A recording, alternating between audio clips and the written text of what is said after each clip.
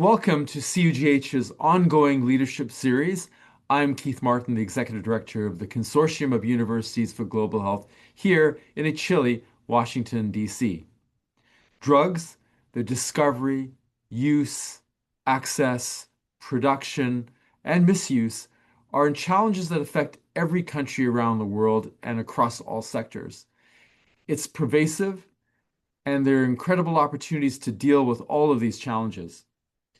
I'm really pleased today to have an expert who can actually shed light on how to deal with those challenges and also to deal with some very important aspects about drug discovery that we're very excited to share with you on this program.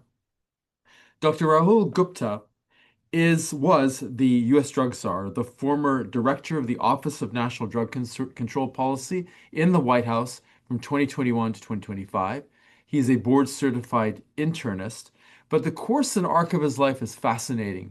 From being born in India to coming to the United States to being a public health practitioner in Alabama, moving to West Virginia and becoming the public health commissioner, he has had a insight into all of the issues we mentioned.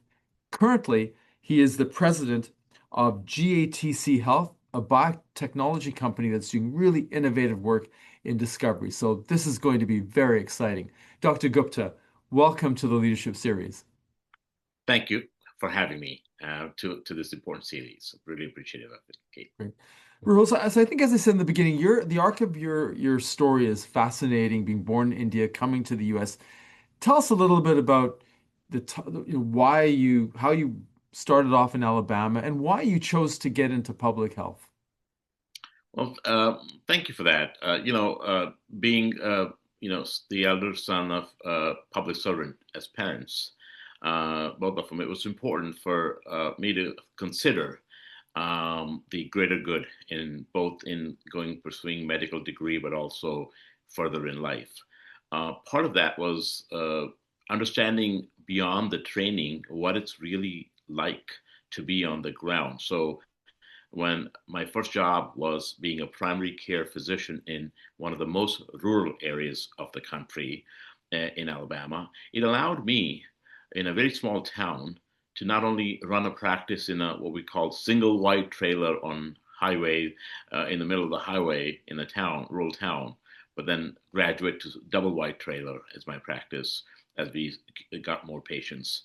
But also, like, what is it that typical Americans face when they're dealing with having the fact actually not as a talking point, but the ability to not have the ability to choose between food and medications and make that choice every single day. So I got to see, Americans that are having to deal with that, and then start questioning the policies that led us there, and got more interested in, okay, how do we change this for the very grounded people across this country who are just struggling every single day? I mean, I would call in oftentimes to my local pharmacy to request if they can waive off the $1 copay for medications so people can get their medication. So things like that really informed and affected me, and my profession sort of approach moving forward. And that's what got me into public health. And for those of you, there are really divides, right? Unless you go into that situation when you see somebody living in a trailer park where they have plastic over their windows, where they're struggling for a $2 copay and make those decisions. Unless you see it and live it, it's hard to grasp, isn't it? And in your role as a physician, seeing that, those insights are really quite remarkable. So what if you were having a magic wand, what would be some of the top things that we could do from a policy perspective to enable those folks living in those environments to have access to better health care and some of the social determinants of health that you saw? Yeah, absolutely. And this is one of the reasons before we get to the answer is that for the last 25 years, I've continued to practice and I've continued to see patients in charity care. That's very core to who I am because that's where the rubber meets the road and you're able to see the most vulnerable amongst our society and their challenges, on a regular basis. But what I have experienced across is, having access to care is important, but it's not the only thing. And oftentimes in politics, we get divided up in that. but it's also the basic necessities, things like making sure that people have the basic wherewithals. We prevent childhood trauma. We allow, the what we call the structural or social determinants, but things like housing become really important, stable housing, education, um, very basic stuff like good quality food and nutrition becomes very important.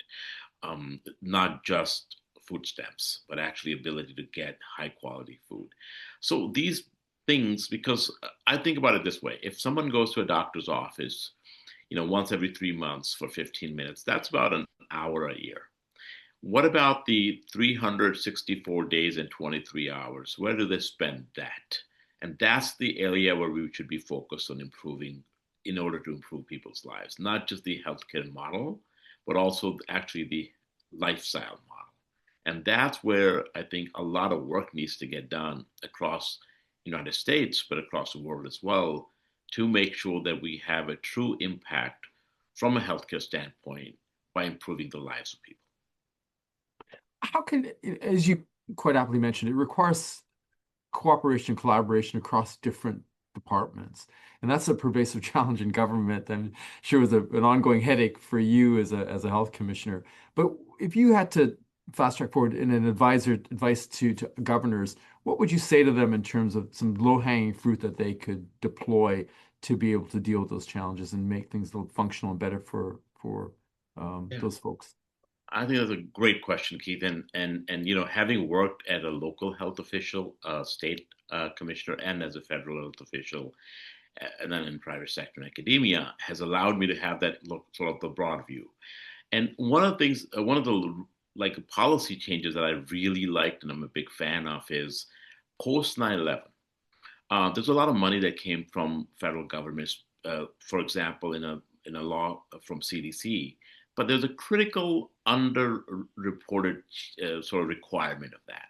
So all of the public health preparedness dollars that went to state had a requirement that your 90% of your local jurisdictions have to align with the plan you have. So think about that. Normally, what happens is if federal government gives a ton of money through Congress to state, and states then just divvy out the money to local communities. But there's not really a sort of feedback mechanism beyond just public and politics. And this particular legislation allows the requirement that the local communities have to align with that and agree to it before you get the money. I think some version of that model needs to happen across state governments, that when you're spending money, and same thing with federal and local, that all the agencies have to agree with that way of spending. For example, that's what's going to get us, the labor department to work with the education department, to work with the health department, to work with law enforcement. All of these folks oftentimes are in their expertise silos and not talking, and that leads to a lot of duplication and not just only wastage. But that level of requiring that every agency coordinate with each other is something I've tried to do at state, local level, and then, of course, had quite a bit of success doing that at the federal level. And I'm going to get into your time as the drug czar because you had some very consequential impact on substance abuse, kudos to you. You saved a lot of lives in that effort, Rahul. But before we do, just if you line up the have-not states and the have states, there's quite a significant difference in health outcomes. Equalization payments between the different states, is that something that's a fantasy, or is that something that is doable in the future? Because it seems to be if you don't have the bootstraps, and people say pull up your bootstraps, then you're not pulling up on anything. So how can we enable those states that are really are low income? They can't generate the funds themselves easily. Is there a role for some kind of equalization mechanism to address that? You know, Keith, in when I was in West Virginia, we often used to say, "Thank God for Mississippi," because of the health statistics in West Virginia were only second to oftentimes Mississippi and Louisiana. Um, but so your question is very pertinent, and I think the answer is that we have to look at how to support the populations of those states that look like they're behind in health statistics by making a deliberate effort to improve not only the federal dollars that go in, but also other factors like industry, workforce, education, all of those aspects. So a disproportionate focus on these states to improve, what is surrounding within their states. For instance, majority of West Virginia as a land is national parks and other places. And the ability for the industry to come in is critical because that allows employment and jobs, high quality jobs. That also allows people to have better health, have better education, and more important than anything else, have hope, have an opportunity and hope. That's one of the things when you look at industries across for the last century, 100 years, there have been those, even beginning of the coal industry, people had hope. They had high paying jobs, but they had hope. And that hope began to get lost slowly as the coal industry and coal sort of systems went down in decline. Similarly, right now we're talking about AI and tech and other things. It's really important to think about how do we focus on those states with the industry which actually need the help, not just directly from a tax revenue, but also from a development and workforce standpoint. And then when we do that, just like a chess piece or cross puzzle, everything else starts to align and raise up, basically. So that's kind of one of the things that I've learned is that we have to be a deliberative and working collectively to figure out how to help the states that are the have-nots, quote unquote, and develop really a Marshall Plan-like approach Mm. rather than just healthcare approach Yeah. No, it's well said, a domestic Marshall Plan. And you hit on a point I think we tend to ignore is that is the issue of hope. I mean, traveling to states I've been privileged to do that are low income by design, going to those states to try to see how people live. The economic argument is one argument, but perhaps the more powerful one that you described is the issue of hope, the issue of purpose, the issue of being able to contribute to your family and to your community is so important to somebody's psychosocial well-being, which has all kinds of downstream effects. And on that line, before we get to your time as the drug czar, I was really interested in the social autopsy that you created at West Virginia, which I think is really important to looking at drivers. Can you share with us that innovation, which I hope other people look at? Yes, Keith. When I began my job as the health commissioner in 2015 of the state of West Virginia, after serving as a local health commissioner for the past 6 years for two counties in West Virginia, one Democrat, one Republican, one of the things I wanted to see is, what we're seeing. So West Virginia was and remains the number one per capita state in overdose deaths, although that number is changing slowly in a positive way. But I wanted to understand better why, the question of why. So I commissioned, because that's what commissioners are supposed to do, a report that will look at actually the life of people before they died for 1 year, just before their death, whatever the reasons are. And we took all of the patients. So if you think about a study, right, in a gold standard of any study is not a n of whatever, it's a n of 100, like 100%. So instead of taking a sample population, we created the gold standard by taking every death in a particular year in 2016, and going back to having these mutual use agreements with state agencies and understanding how much healthcare did they consume, how much time that they had from employment side. Were they blue collar, white collar workers? Were they educated? Were they married? Or all of those social determinants. And we checked every box. And what we learned was fascinating. We learned that, they reached out for help to healthcare system 4 out of 5 times in the year before they died. It's the healthcare system that failed them, not the reverse. We learned that naloxone, the antidote, was not available when they had overdosed, oftentimes from opioids. We learned that majority of them were high school or less educated and worked in blue collar industries. So there were some just fascinating findings from this, which we then turned into legislation and made laws which now required first responders, no matter who you are, to carry naloxone, things like that, Good Samaritan laws, expanding treatment. And that's why we see today about 40% reduction in overdose deaths in 1 year in West Virginia. Mm. Even today compared to the rest of the country, leading in those overdose deaths reduction. And we had about 50 jurisdictions that, in the next 2 years, we were providing technical assistance to do their own social autopsies because you have to understand the population you serve and learn from the dead to be able to implement good policies for the living.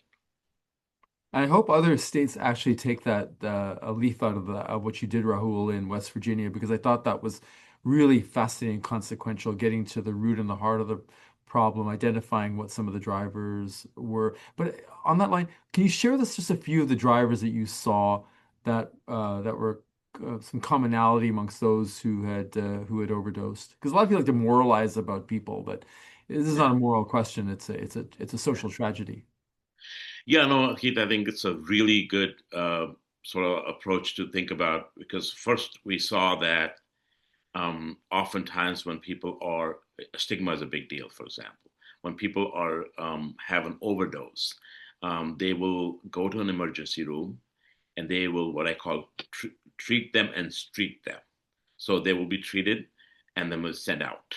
Well, they go to the back to the same environment and then they overdose again and again and again up until they die one time. So we've seen later on in data that up to 14 to 15 overdose happens, non-fatal overdoses for every person who ultimately sort of succumbs to an overdose eventually. So it's like they go to a hill to jump and you hope, you pull them back and one time you're not able to, they jump. That's kind of the sort of analysis of this. So the point I'm making here is the first time somebody has a non-fatal overdose, we have to treat that like an emergency and really a call for help. That means that not only giving them naloxone, but also finding ways to help them get treatment and address those social environment and factors around them. That's an important piece that came out. The second was focusing on the blue collar workers and the industries that they serve to make sure there are like treatment programs, expanding telehealth, for example, making sure that when people have the need to get treatment, let's not like dismiss that or let's not, because somebody has to get, I've had situations where I've said to somebody, go see a psychiatrist because I didn't have the ability to treat that person and they would not. And I'd see them later in the emergency room basically dying. So we know the challenges. So we later on we expanded and got rid of the X waiver, the extra license that every provider has to have, because that's a barrier to treatment. When providers can write prescriptions for opioid and get people going to addiction, but then they could not write them treatment for addiction, and that was a travesty. So things like that we learn, as well as the volume of prescribing Mm. that we wanted to curtail and availability for naloxone.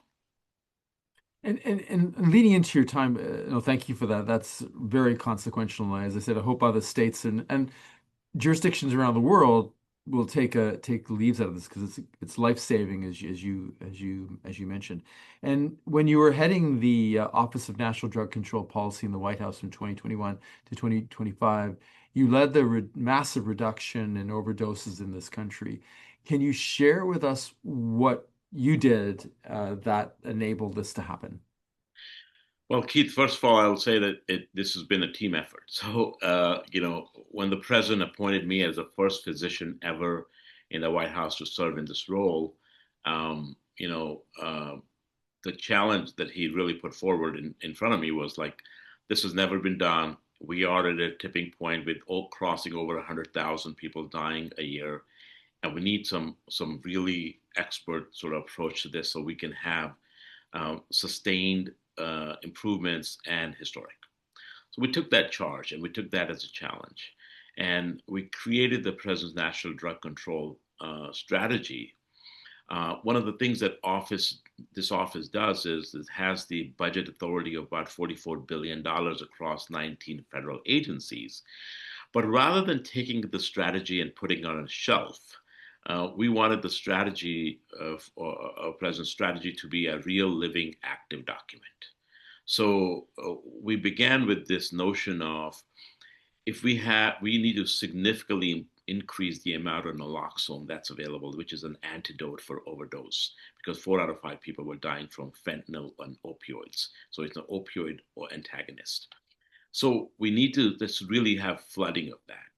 And we began a process where we would get the federal government to supply that to states and local jurisdictions. We made it available over the counter through the FDA.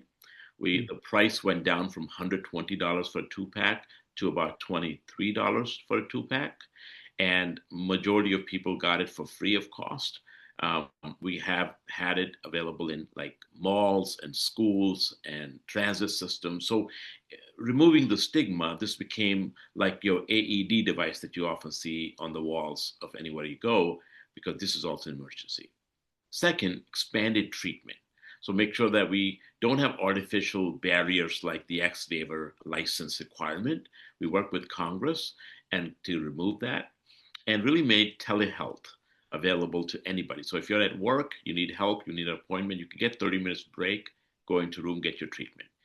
And beyond expansion of treatment, we really worked on housing. We worked with employers like Google and iHeartMedia and others to make them recovery friendly workplaces. So what that means is that they're aware that this is very important for people. Acknowledgement that we have folks who may be suffering and they need help. So the peer recovery and peer recovery friends, that networking system.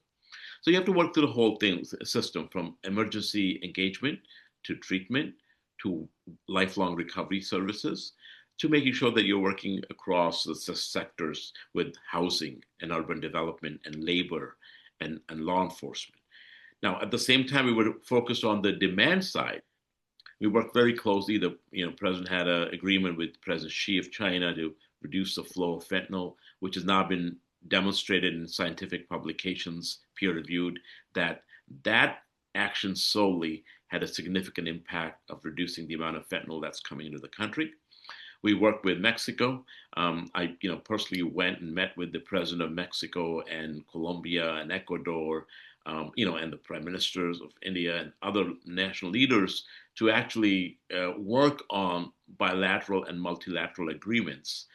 We had about 150 countries that signed up and about 15 international organizations to this global threat of synthetic drugs. So we can all work collectively, individually and collectively, towards reducing the supply side of this through smart policies. So we knew, from the old ways that you lock people up doesn't help because it's like whack-a-mole. You have more heads pop up of cartels. So you really have to go after their business cycle, their money, and Yeah. supply chain. So that's kind of the approach we took on the supply side. And it's important also to know that sometimes people forget that addiction affects these countries that are producing it too, with devastating effects across the board, and the criminality driven by the drug the demand of drugs is really devastating countries, particularly in South America and Central America and the Caribbean. Um, Dr. Gupta, on that side, you made many good points, but it is an integrated approach on the person who's having the substance abuse problem. It's not only the addiction, but there's jobs, training, housing, and sometimes, I mean, it's a controversial thing maybe for some, but being able to prescribe a narcotic substance under medical supervision severs the tie between the user and organized crime. It would be the worst news for organized crime, but also making it obligatory on the user that they would have training, that they would be able to work. And where you integrate those aspects of training, work, housing, and treatment, it actually has long-term impacts, positive impacts for society writ large. Totally agree with you. I mean, so one thing was important that every administration has, for the last half a century in the United States, has looked at this as either a demand problem or a supply problem. And we, for the first time, looked at this as a demand and supply problems as the two sides of the same coin and a bipartisan problem because people who are dying, they're not Democrats or Republicans, they're human beings suffering oftentimes from addiction or unknown overdose from fatality. Secondly, Um, you are correct that the fact that it is not a treatment in isolation. We have to look at treatment in sort of the ecosystem of somebody who wants to live a lifelong, recovery without having to ultimately be for permanently dependent on medications. So you have to find them a way. It's about your life, it's about your health, it's about your community, and it's about finding a greater purpose in life.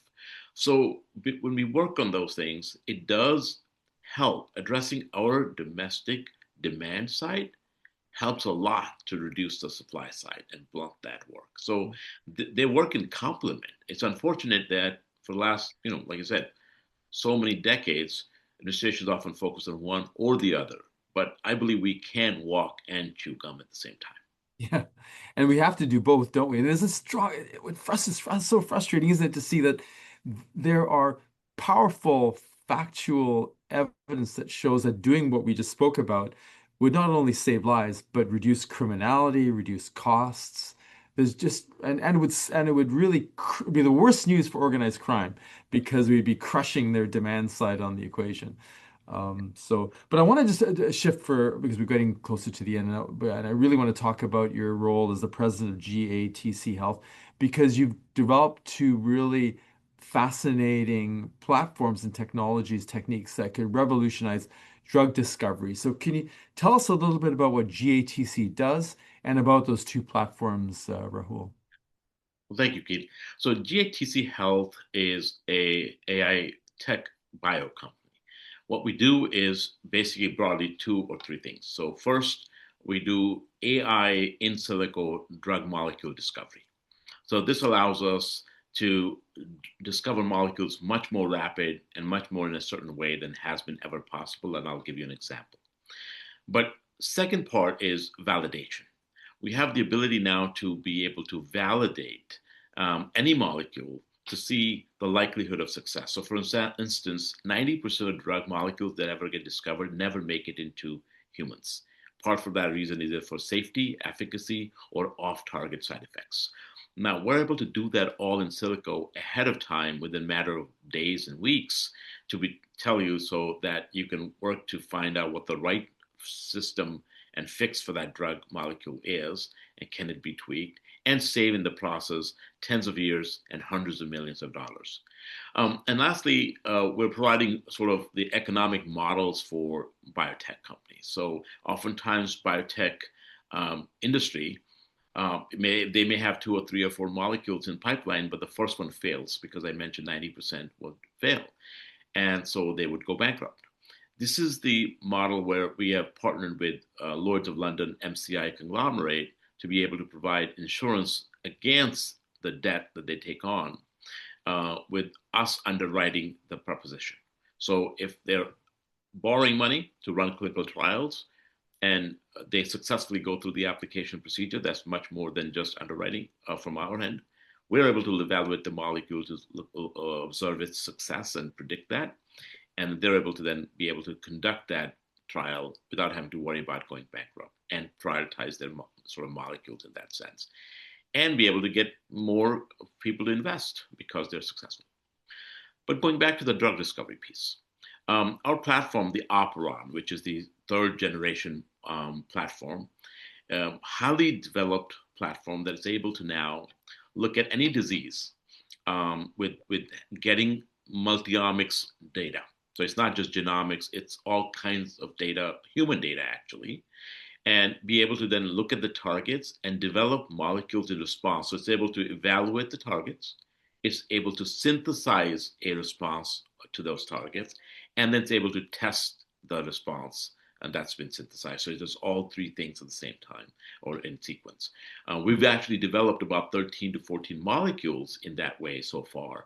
The first being treatment for opioid use disorder, which actually got me excited for the company, which is hopefully going into human clinical trials later in 2026 after it gets its IND. So very exciting work. It's affecting not only the economics, but also drug discovery and for rare and ultra rare disease, often those diseases that have no cures or we haven't been able to invest or find cures in for. And you're able to take fascinating. You're able to take compounds that exist and actually ask the question, can they be repurposed for other diseases that we don't know because of the AI driven, as I understand it, the physiological systems that you're able to reproduce using AI. Is that correct? Yes, we think there is no failed drug. There is no failed compound. We believe that if you use those and it can be repurposed for other purposes. Remember, any failed molecule has already gone through so much testing up until a certain point when it's no longer deemed to move forward. Well, at that point, we can take it on and review what gave basically, and then work it in a way that it can be working for either the same drug disease sort of process or something else. That's something that takes years now to do, but with the in silico technology and the Operon third generation platform, we can do it in a matter of days to weeks. That's fascinating. Is there anything else as we're close to the end of the interview? Is there anything else that you'd like to share with the audience with regard to GATC Health or any of the other issues that we spoke about? Because we covered a lot of ground, Dr. Gupta. No, thank you. You certainly did, and thank you for having me. I do think that as we move forward, this future of technology and future of obviously healthcare is going to be dependent on these drug discoveries. We are, I think, from a GATC Health's perspective, about a decade ahead of where we're going to be as a nation, but also as a global sort of system. So I think I am very excited about where things are moving in terms of AI and in drug discovery and validation, but also think that the challenges of addiction and others, which we're working on solving, are going to remain, and it's going to be important to balance the demand and supply. So, thank you for having this opportunity, giving me the opportunity to discuss both of these very important issues for our health and health of Americans, but across the globe as well. Well, Dr. Gupta, we thank you from CUGH for sharing this with us. You addressed a lot of very big issues from non-communicable diseases to rare diseases to public health. And we will follow up with you what GATC Health is doing and as you progress, because what you're doing is really consequential for the world and being able to provide more rapid access for drugs for diseases that we need new drugs for. So thank you, please. Thank you. I was just going to mention that, for academic centers and especially with the funding challenges today, this is a great opportunity to look at your molecules and potentially consider using GATC Health's platform to accelerate your drug discovery and validation processes for your molecules as well. Well, we'll actually share that because we have 140 institutions around the world and 36,000 scientists. So they're going to see this, and we'll make sure that what's the website that they should look for, Dr. Gupta? GATC Health? GATChealth.com. Perfect. Thank you very much. So thank you very much. Thank you very much, Dr. Gupta, for being our guest today. Again, we'll follow up, and from all of us at CUGH, thank you for what you've done as a public health leader, addressing some of the communities that are neglected, ignored, whose challenges are very real, and for providing innovative pathways forward to save lives and reduce suffering here in the US and around the world. Thank you, Dr. Gupta. Thank you, Keith, and thank you to CUGH.